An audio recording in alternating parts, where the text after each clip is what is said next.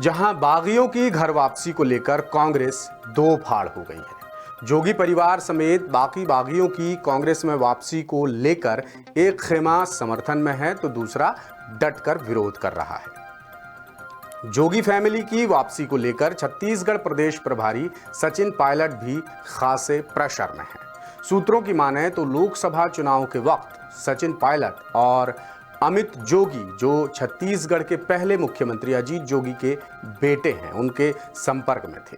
तभी से जनता कांग्रेस छत्तीसगढ़ की राष्ट्रीय अध्यक्ष डॉक्टर रेणु जोगी और प्रदेश अध्यक्ष अमित जोगी की कांग्रेस में वापसी की तैयारी होने लगी थी। लेकिन हाल ही में दिल्ली में हुई बैठक में बागियों या जोगी फैमिली को वापस लेने पर कोई फैसला नहीं हो सका। सचिन पायलट पर यह प्रेशर है कि वो वापसी का विरोध कर रहे नेताओं की बात की अनदेखी नहीं कर सकते।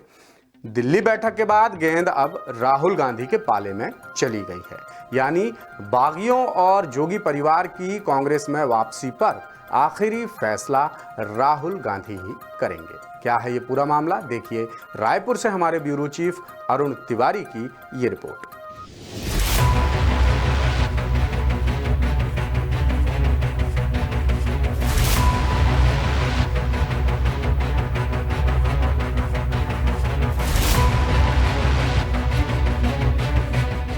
विधानसभा चुनाव गुजरे भले ही एक साल बीता हो, लेकिन छत्तीसगढ़ कांग्रेस में अगले विधानसभा चुनाव की तैयारियां शुरू हो गई हैं।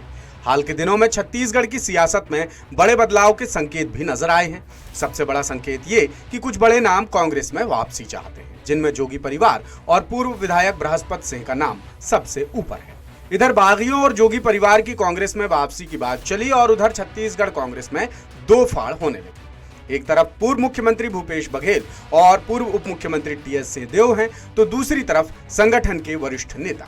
यहां सबसे बड़ा पैंच जोगी परिवार की वापसी को लेकर फंसा हुआ है। छत्तीसगढ़ जनता कांग्रेस की राष्ट्रीय अध्यक्ष doctor Renu Jogi PCC chief Deepak Baij को चिट्ठी लिखकर कांग्रेस में विलय की मंशा जाहिर कर चुकी हैं।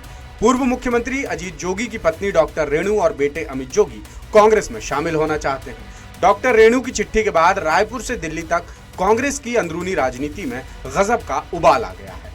भूपेश बघेल और टीएस सिंहदेव जोगी परिवार की कांग्रेस में वापसी का पुरजोर विरोध कर रहे हैं। सियासी गलियारों में ये बात किसी से नहीं छिपी है कि भूपेश बघेल और अजीत जोगी में 36 का आंकड़ा रहा है।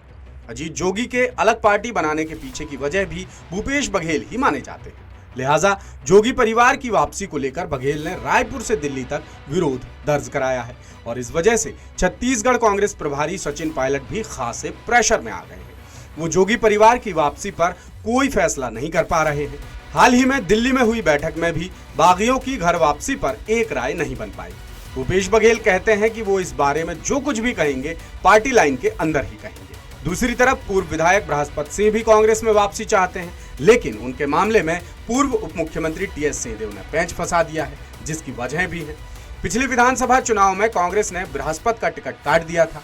फिर विधानसभा चुनाव में मिली करारी हार के बाद बृहस्पत ने तत्कालीन कांग्रेस प्रभारी कुमारी शैलजा और टीएस सिंहदेव को जिम्मेदार ठहराया था। उन्होंने दोनों नेताओं पर पार्टी के खिलाफ साजिश रचने का आरोप भी लगाया था। इससे पहले भी बृहस्पत ने उनके काफिले पर हुए कथित हमले का जिम्मेदार टीएस सिंहदेव और उनके भतीजे को ठहराया था। वरिष्ठ नेताओं के खिलाफ बयानबाजी के बाद बृहस्पत सिंह को कांग्रेस से बर्खास्त कर दिया गया था।